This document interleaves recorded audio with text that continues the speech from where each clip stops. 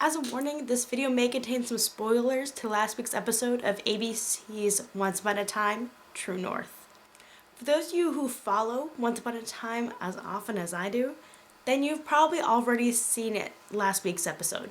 But if you haven't, stop watching this right now. I'll put a link in the description to ABC's website and you can go watch it there.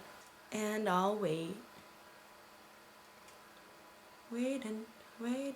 Everybody's playing the waiting game. Waiting. Okay, I think that's been enough time. So I just want to give a quick recap to this past week's episode of Once Upon a Time, Episode 9, True North.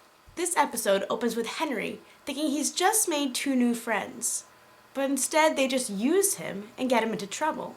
These 2 children just happen to be the most famous brother-sister pair in every storybook.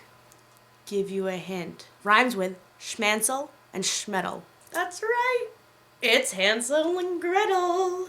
It turns out the children's mother abandoned them and they've been living as orphans. The children are in a frantic search to find their father, much like they are in the story of Hansel and Gretel.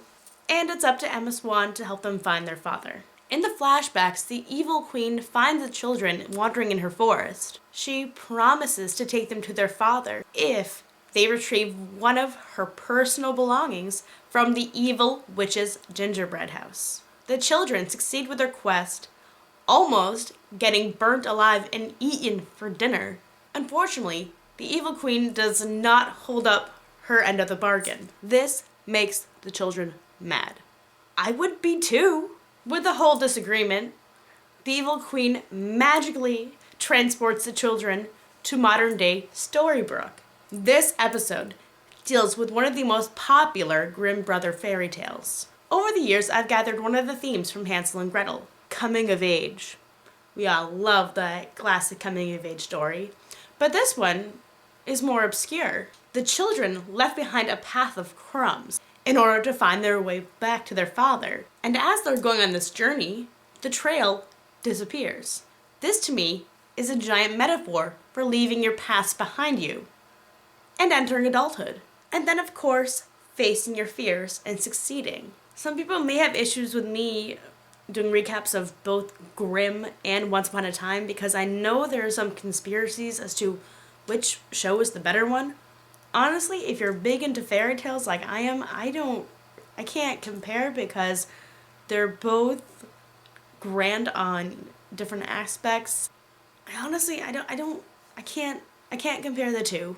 So I like both. I'm a huge fairy tale nerd. But I urge you to not knock it until you've seen both and you feel like you can make an okay comparison and then you choose. Because I certainly cannot. It is a great way to start a weekend with Grimm and end it with Once Upon a Time. Make sure to check out tonight's episode, because next week we'll be discussing episode 10. If you want to catch up on any of the episodes, right down below is a link to the ABC website where you can watch all of the episodes of Once Upon a Time. If you like this review and you want to talk about this more, please leave me a comment down below, or you can send me a message and we'll have a discussion. I'm off to go get all geared up for tonight's episode, and I'll see you all next week. Bye!